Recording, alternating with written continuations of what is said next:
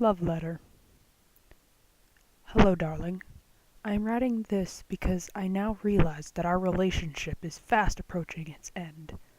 While I'd love to believe it could go on forever, I've, reluctantly of course, grown tired of our silly routines. The spark has simply faded, and I can't help but hold myself responsible. From the very first time I peered through your window, I knew that you were special. You were different from the rest. And I still believe that. There is something so interesting, so desirable about the way you carry yourself. The things you do when you believe you are alone. Watching you is what has kept me here for so very long. In fact, I remember vividly the first time I watched you sleep. You were so peaceful. Yet, right when I feared I was wrong about you, that I may grow bored of you so early, a laugh. You surprised me, love.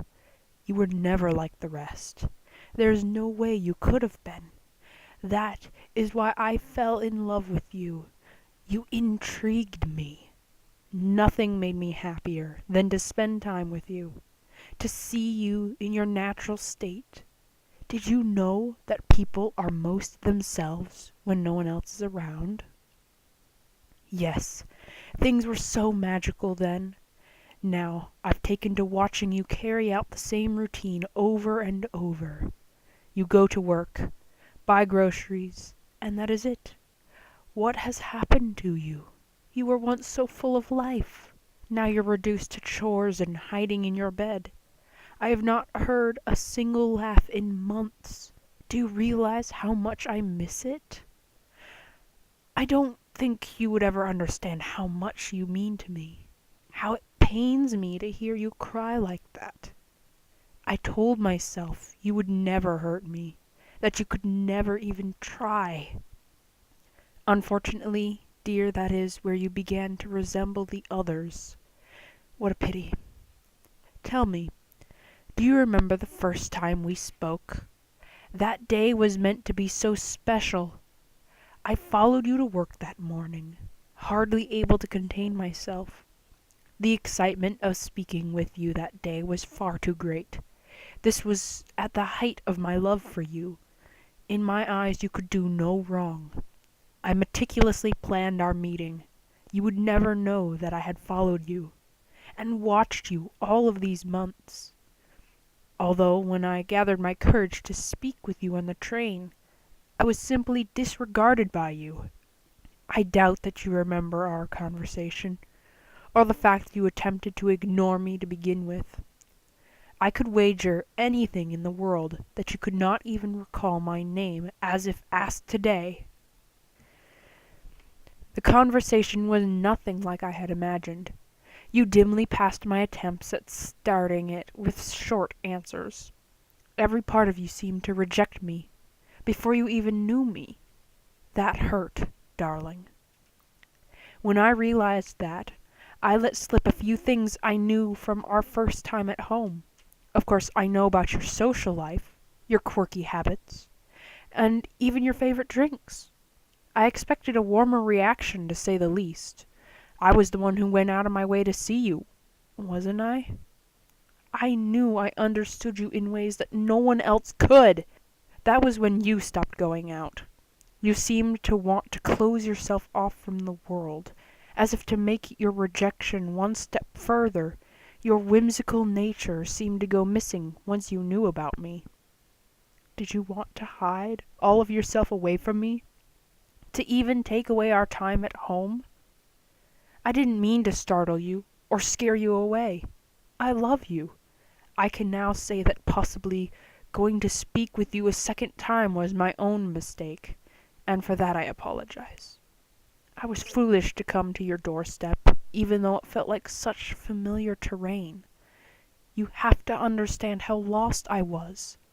I had let my emotions escalate. Soon it was not enough to see you, to watch you. No, I needed more of you than that. I needed to interact with you once more. Having said that, Our painfully short conversation and a door in my face, well, doesn't sit well with me. I would simply love an apology for that. What disappoints me the most is that it's just like the others. You will apologize, though you won't mean it. I know this because a weapon is a great persuader. After that, everything you will do will simply be out of pity. You will see me as crazy and reject me all over again. You will comply simply to make me feel better. I can't stand pity, and I don't want yours. That is why we must bring this to a conclusion. That way you will be mine forever, and we can skip through the usual process as I've done all of that before. I will end this before the restraining orders, before I begin to get bitter, while good memories are still young. Even now that I know things are going awry, I can still look at you with no contempt. You may wonder now, what will become of you? I can assure you, darling, just as in life you will be treated nothing like the others. I think I'll tie ribbons around cut-off locks of your lovely hair. They'll make great decorations for my bedroom. Perhaps I'll put a tack through them so that they may hang above my bed. Your ribs may find their way onto my living room wall, especially close to the fireplace. That way, I will always know that your bones are warm there by the fire. Finally, I found an antique tear catcher so that your final tears could be encased in it, and that I may have you with me always. Don't mistake me, my pet. I've never treated anyone, or their remains, with such reverence. You are special, and you are mine. Even when I am done with you and we are separated more permanently, I will still be yours. I will always be yours, with each victim that comes subsequently. Even if there ever were a person who could return my affections, you will remain special among all of those who have fallen by my hand. Love, your not so secret admirer.